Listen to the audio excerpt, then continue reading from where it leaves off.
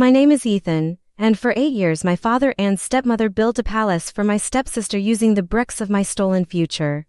The lie was so complete, so seamless, I never even suspected it. But at my father's 60th birthday party, my grandfather raised a glass for a toast, his voice thick with emotion. "I know your mother would be so proud, Ethan," he said to me, "to see the man you've become, even without her inheritance to help you start." The crystal glass in my stepmother's hand trembled. A single drop of red wine splashed onto the white carpet like a drop of blood. My father's face went rigid. A tense silence fell over the party. "What inheritance?" I asked, my voice dangerously quiet. My grandfather's smile faltered as he looked from my face to my father's. "The trust," he said slowly. "The one your mother left for you. For your business. For your future." That was the moment the illusion shattered. For 8 years, I had worked 2 jobs, lived in a cramped apartment, and put my own dreams on hold. Believing my mother had left nothing behind but memories, I had mourned her. And I had mourned the future I thought we'd lost. Now I realized it had only been lost to me. It had been stolen. My mother passed away when I was 18, leaving a carefully planned trust to be managed by my father. It was meant to be my foundation, a gift to be given to me on my 25th birthday. A year after her death, my father remarried. My stepmother, Helen, and her daughter, Chloe, moved in, and my world was repainted in their colors. Chloe became the sun around which my father's world now orbited. Her art classes, her gap year in Europe, her designer wardrobe all were funded with a generosity I had never known. I was the responsible son, the quiet one, the one who was so good at managing on his own. It was a compliment that was actually a cage, designed to keep me from asking for anything. While Chloe posted photos from art galleries in Florence, I was working overtime shifts at a logistics warehouse to make rent. While she was gifted a new car for her birthday, I was taking the late-night bus home, my body aching from physical labor. I never complained. I thought this was just my life, my struggle. I never knew they were living their dream on my mother's dying wish. The night of the party, after the guests had gone, my grandfather and I sat in his study. The air was thick with unspoken grief and a new, cold anger.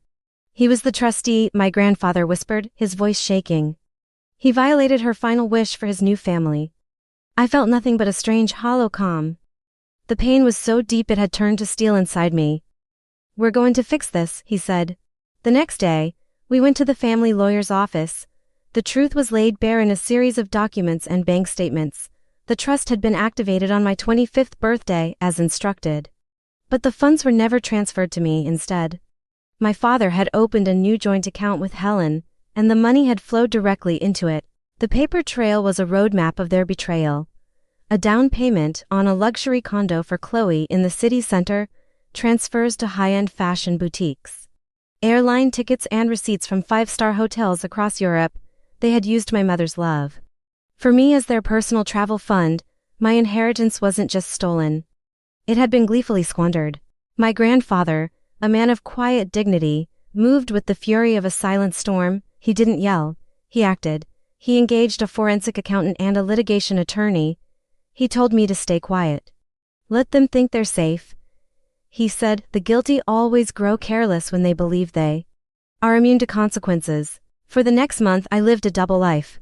By day, I was the quiet son, working my shifts, nodding along during my father's brief, dismissive phone calls.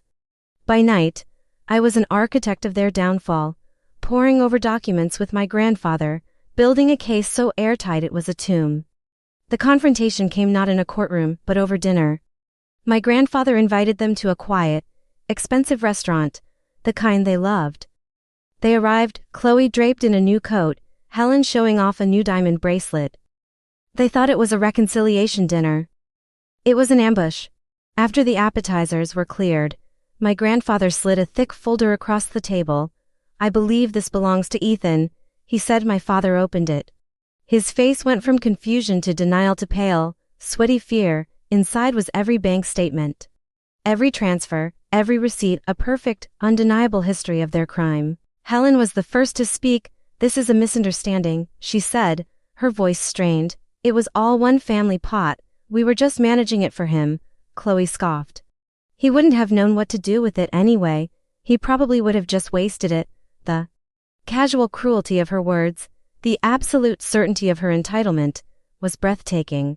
My mother left that money for me, I said, my voice low and even. She wanted me to build a life.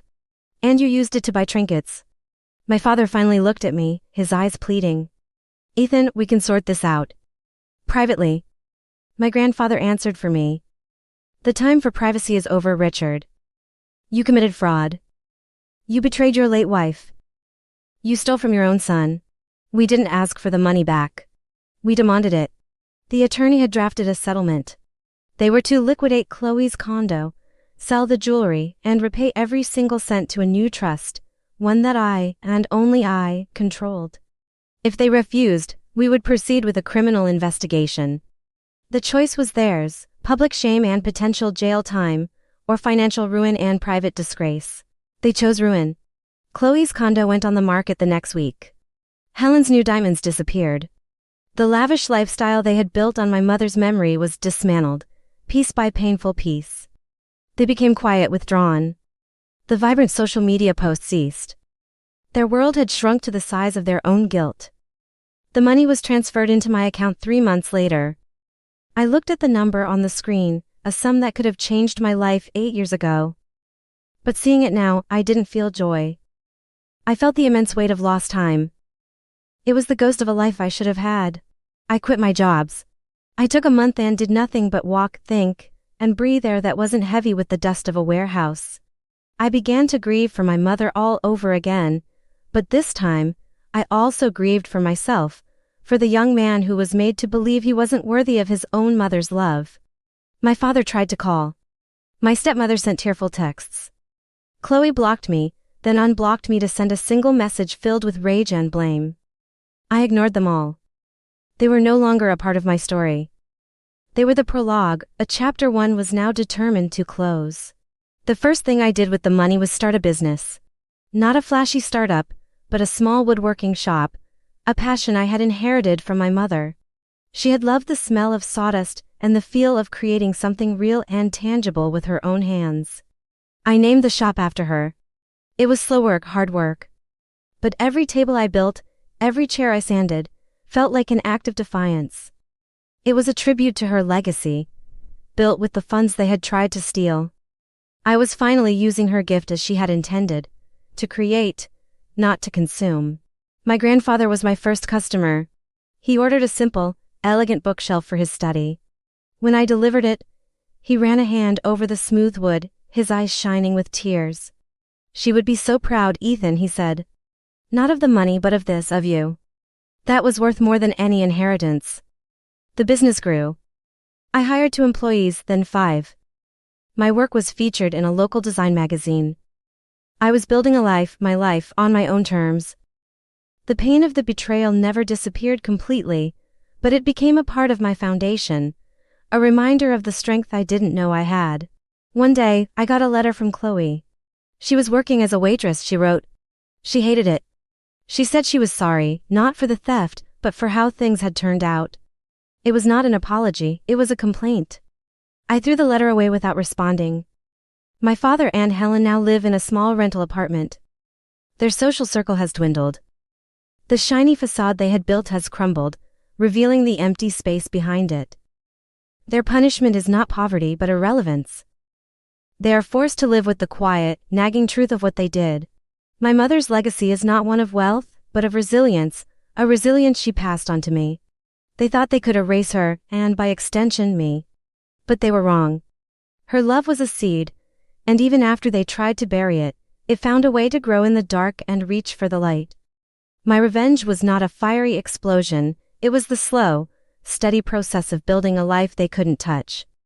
A life of purpose, meaning, and quiet dignity. A life my mother would have recognized. A life that is finally, and completely my own. Have you ever had a dream that someone close to you tried to take away? A story of when you had to fight for the future that was rightfully yours? Share your experience in the comments. Your story deserves to be heard. And if you believe that the best revenge is building a life they can only watch from a distance, subscribe to Revenge with Annie.